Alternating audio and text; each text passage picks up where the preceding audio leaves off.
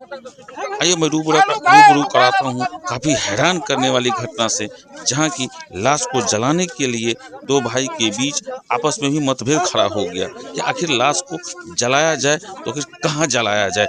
आइए मैं मिलवाता हूँ उस जगह से भी और उस आदमी से भी और उस समाज से भी जिसने इस मामले को बहुत सफलतापूर्वक इसका हल ढूंढ लिया।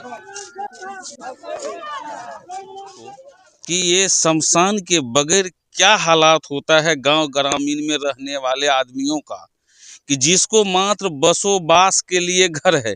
पहले आप गड्ढा देख लीजिए, आप ये गड्ढा देख रहे हैं, इसी जगह इस लाश का दाह संस्कार किया जाएगा। और मैं उनका घर दिखाता हूँ, जरा दिखाओ तो जरा जूम करके। आप जो ये लाल वाला देख रहे हैं, जो ऊपर में पल्ली दिया हुआ है, यही इस आदमी का घर है। और आप देखिए कि विवश है, ये 2 कट्ठे के जमीन है इसको मात्र रहने के लिए, और उसमें ही लाश को दफनाना पड़ रहा है। ये है मजबूरी सरकार का। इससे क्या हाल होगा, और सरकार इस पर क्यों नहीं ध्यान दे रही है अब तक, जब तक पंचायत में ढेर सारे ऐसे जमीन पड़े हुए हैं सरकारी, जहां की शमशान बनाया जा सकता है। और मैं सारी महकमों को कहता हूं कि ऐसी योजना लाई जाए कि पंचायत में कम से कम 1 से 2 शमशान घाट का निर्माण हो, ताकि हिंदू सनातनी अपने लाश का दाह संस्कार कर सके। क्यों नहीं जवाब आवाज़ उठनी चाहिए, और आवाज़ इसलिए भी उठनी चाहिए कि जब मुसलमान के लिए कब्रिस्तान है तो हिंदू सनातनी के लिए शमशान। आप ग्रामीणों की भी जब राय लेंगे तो आप ये अक्षरशः महसूस हो जाएगा कि शमशान होना हिंदुओं के लिए क्यों जरूरी है। अब बगल में नहर पड़ता है सरकारी, अगर वहाँ कोई लाश जलाने जाता है ना, तो वहाँ जो जिनका जमीन बगल में पड़ता है ना, वो जलाने नहीं देता है। क्यों? क्योंकि उसको जमीन को दफनाना मतलब अपने ओर खींचना होता है, जमीन को ज़्यादा से ज़्यादा बढ़ाने की बात आती है, तो फिर तो वही हाल है।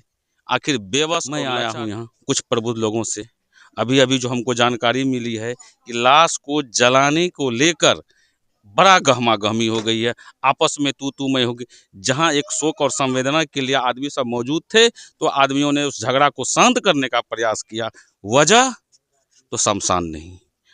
मैं कहता हूँ सरकार से भी कि अगर कब्रिस्तान मुसलमान के लिए हो सकता है, तो हिंदू सनातनी के लिए शमशान क्यों नहीं। इसी पर मैं कुछ राय लेना चाहता हूँ। क्या नाम हुआ आपका? सियाराम यादव। क्या लगता है कि ये जो अभी विवाद हुआ था लाश को जलाने को लेकर, क्या उचित था? उचित नहीं था, बहुत दुखद बात है। लाश को जलाने में हम लोगों को इतना दिक्कत, कोई भी सरकार है, चाहे वो एनडीए के हो, कांग्रेस के हो, कोई भी आज तक इस पर कोई ध्यान नहीं दिया और ठोस कार्रवाई नहीं की। बहुत दुखद बात है, इस पर ध्यान आकृष्ट किया जाए और हम लोगों के लिए श्मशान तैयार किया जाए।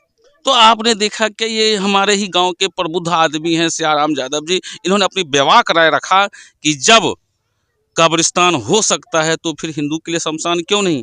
इसी क्रम में मैं कुछ और भी बुजुर्ग से राय लेना चाहता हूं कि ये कहां तक उचित है और कहां तक सही है।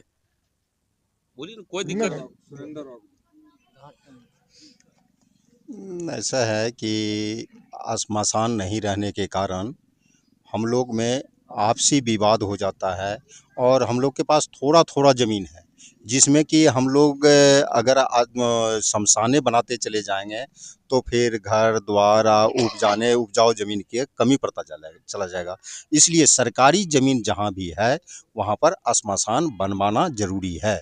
तो आपने ये देखा क्या कि इन्होंने भी कहा, ये हमारे पूर्व मुखिया कैंडिडेट भी रह चुके हैं और समाज में बहुत इज्जत प्रतिष्ठा के साथ जीने वाले भी हैं। सबकी एक राय है और सबकी एक मनसा भी है कि कब्रिस्तान जब है तो शमशान भी होना चाहिए। और आज जिस पंचायती में ये सब आए हैं शोक संवेदना के पास, जब 2 कट्ठा जमीन है किसी को और उसी में अपने माँ का क्या कहते हैं लाश जलाना पड़ जाए, तो फिर ये कहाँ का बात हो रह जाता है। ये बड़ा दुख की बात है। सरकार को इस पर खासा अमल प्रयास करना चाहिए कि पंचायत में हर जगह कहीं न कहीं सरकारी ज़मीन रहता है तो उसका शमशान घाट का एक निर्माण अविलंब किया जाए।